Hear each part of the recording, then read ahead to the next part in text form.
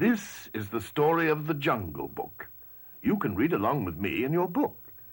You will know it is time to turn the page when you hear the jungle bird call, like this. Let's begin now. It was many years ago when I, Bagheera, the panther, found a little lost man cub. He was alone and unprotected in the jungle of India. So I took the small boy to a nearby family of wolves I knew. As I had hoped, the mother wolf felt sorry for the man cub, and she said to me, "Bagheera, leave him with us, and we will raise him." That is how little Mowgli, the man cub, came to be brought up by jungle animals. He was a favorite with all the wolf cubs of the pack. They treated him just like a brother wolf. Mowgli even made friends with the elephants and often marched in their elephant patrol. He loved living in the jungle. Although Mowgli did not know it, I would often watch him from a distance to make sure he was safe. You see, the jungle also holds many dangers. There was the crafty Kaa, who smacked his forked tongue at the sight of the delicious man cub. Oh, I shudder to think how that tricky snake almost hypnotized Mowgli right into his greedy coils. Luckily, Mowgli called for help, and I arrived in time to save him. But Mowgli's real enemy was the fierce tiger, Shere Khan. Shere Khan hated all men and had sworn to kill the man cub. The tiger did not want to take a chance that the boy would grow up and become another hunter with a gun. It was then that I spoke with Rama, Mowgli's wolf father. "I'm sorry, Rama, but even the whole wolf pack could not protect Mowgli from Shere Khan. Everyone is in danger as long as the man cub remains here." Rama had known this day would come, and he sadly agreed to let me take Mowgli to the safety of the man village. The problem now was convincing Mowgli.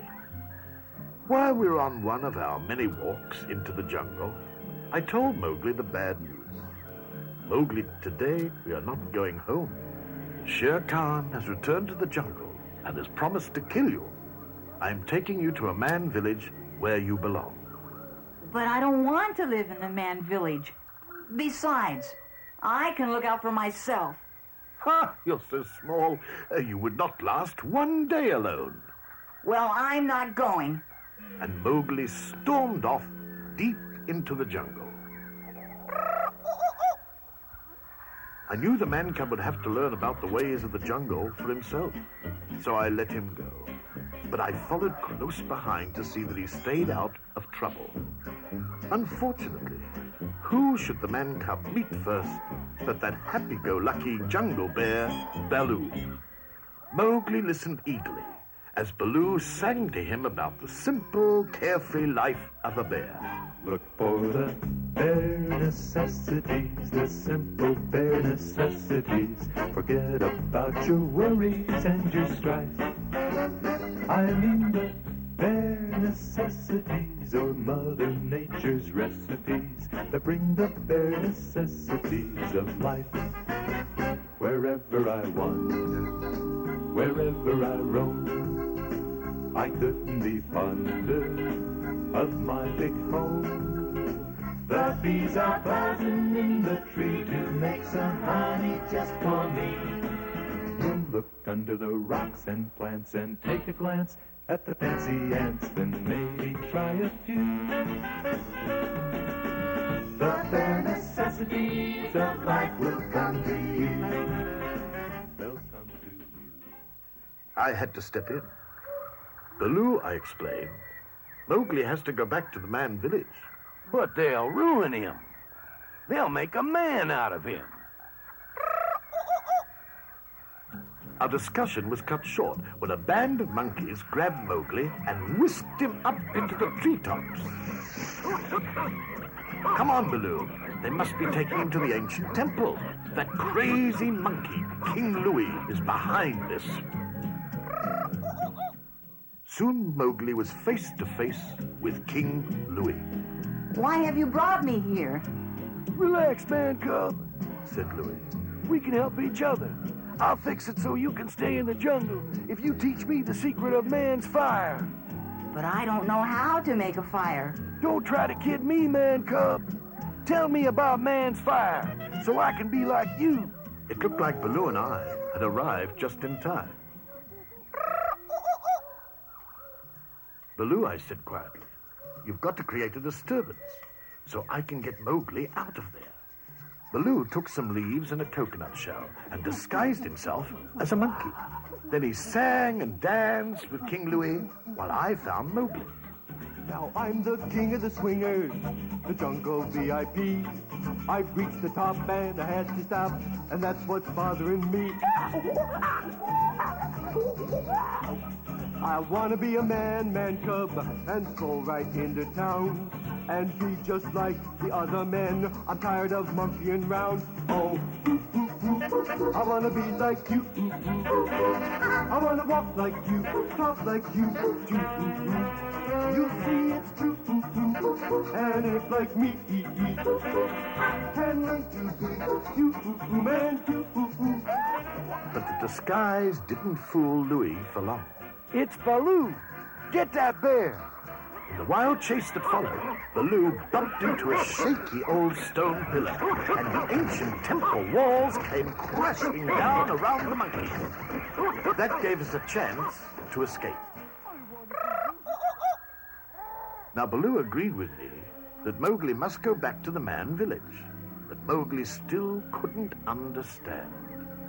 But Baloo, I want to stay here and be like you. You said we were partners, but you're just like old Bagheera. Neither of you likes me. Now hold on, little britches, said Baloo. Bagheera and I are only trying to do what's best for you. You're a human, and you belong with other humans. Mowgli shook his head, turned, and sadly walked away. This was just the opportunity Shere Khan had been waiting for. The tiger, who must have been following us for some time, saw the man cub alone and leaped out at Mowgli. But the mighty Shere Khan fell with a thud a few inches away from the boy. Baloo had grabbed Shere Khan's tail at the last moment. Run, Mowgli! Shouted Baloo. Shere Khan roared fiercely and lashed about, trying to get at Baloo. As long as the bear hung on tightly to Shere Khan's tail, he was safe from the tiger's razor-sharp teeth. Then Shere Khan cracked his big tail like a mighty whip and whirled Baloo to the ground. Suddenly, a storm came up. A lightning bolt flashed to earth and set a nearby tree afire. Mowgli saw a way to save Baloo. But one thing Shere Khan feared was fire.